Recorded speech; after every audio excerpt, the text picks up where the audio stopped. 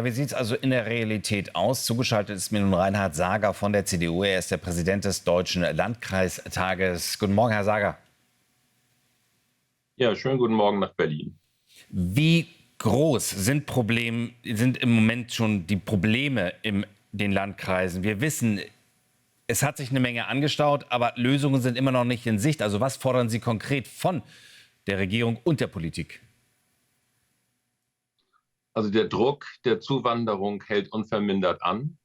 Und wir sind ehrlich gesagt ziemlich sauer, weil ein Migrationsgipfel den anderen gejagt hat, ohne unsere Beteiligung. Und man auf unsere Ratschläge seit Jahren nicht eingeht, ja nicht hört. Wir brauchen eine Migrationspolitik, die nachvollziehbar für die Menschen auch Verbesserungen bringt. Das heißt, es muss jetzt wahrgenommen werden, dass weniger irreguläre Migration nach Deutschland zuläuft.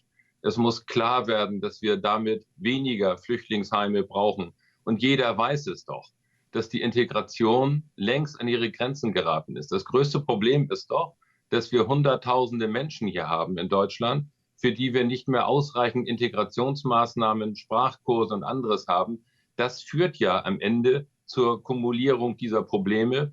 Und es muss jetzt insofern dringlich gehandelt werden, dass die Menschen begreifen, dies hat nicht nur erste Priorität, sondern das führt auch tatsächlich zu Handlungsschritten, wo die Menschen sagen, ja, jetzt wird es besser, es ist Licht am Ende des Tunnels und es geht in eine bessere Richtung. All das passiert seit Jahren nicht. Und so, finde ich, kann Deutschland nicht weitermachen. Wir sind ein durch und durch ausländerfreundliches Land, eine ausländerfreundliche Gesellschaft. Aber wir können doch nicht alle doof sein in Deutschland. So geht das nicht weiter. Herr Sager, liegt das aber vielleicht auch am Kompetenzwirrwarr? Wir haben jetzt auch wieder Innenministerin Nancy Faeser von der SPD gehört, die gesagt hat, der Bund macht ja genug. Wir haben die stationären Grenzkontrollen wieder eingeführt, die illegale Migration ist ein wenig zurückgegangen. Und jetzt sind aber die Bundesländer dran, die schieben halt nicht genug ab. Und das ist das große Problem. Oder auch wenn es um Abschiebungen geht, dass die Ämter gar nicht wissen, was da passiert. Also da muss doch angesetzt werden, dass endlich dieses Kompetenzwirrwarr entflechtet wird. Ja, ich stimme Ihnen zu. Erstmal müssen alle ihre Arbeit machen, auf allen Ebenen. Aber es ist der Bundeskanzler selber, der letztes Jahr von Abschiebungen im großen Stil gesprochen hat. Nichts davon passiert. Wir schieben ja nicht mal diejenigen ab, die keine Duldung haben. Das wurde in Ihrem Beitrag gerade eben deutlich. 90% und mehr der Menschen, die nicht mal eine Duldung haben, schieben wir auch nicht ab. Das kriegen die Leute ja mit in Deutschland und verzweifeln an dieser Politik. Ja, die Länder müssen helfen, die Kommunen auch. Die Ausländerämter sind völlig überlastet, auch aufgrund des neuen Einbürgerungsgesetzes. Aber es hat überhaupt keinen Sinn, jetzt in Kompetenzwirrwarr zu machen. Die Treppe wird von oben gefegt und der Bund muss jetzt klar machen, wir haben nicht nur verstanden, sondern es wird jetzt konsequent gehandelt und Verbesserungen werden, sagen wir mal, 14-tägig sichtbar für die Bevölkerung. Wenn das jetzt nicht passiert, kommen wir in Deutschland immer weiter auf einer schiefen Bahn nach unten. Und am Ende geht es ja auch um das Sicherheitsbedürfnis der Menschen, die hier leben. Wenn die Freiheit dermaßen eingeschränkt wird, dass ich mich hier nicht mehr sicher fühlen kann, ist das einer der größten Verluste, die man auch innenpolitisch hinnehmen muss. Und ich finde, das ist absolut inakzeptabel.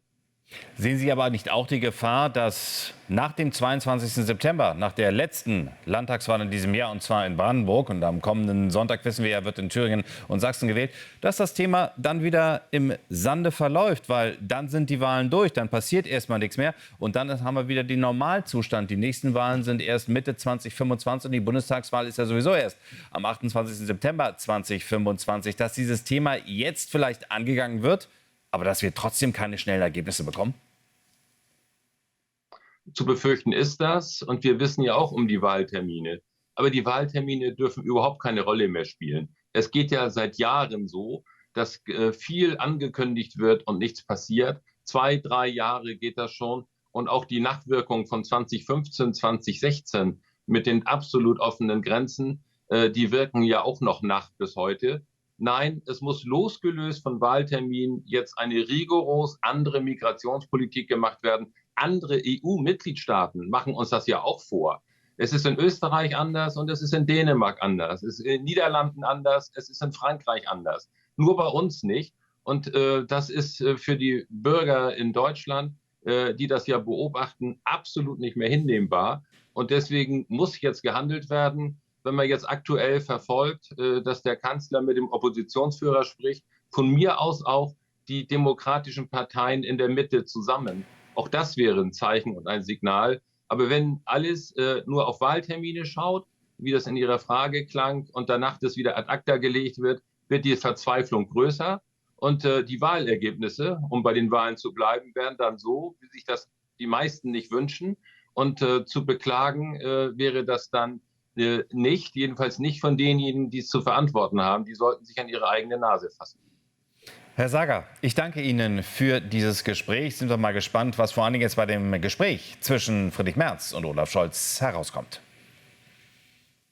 Da sind wir alle gespannt. Ich danke Ihnen auch.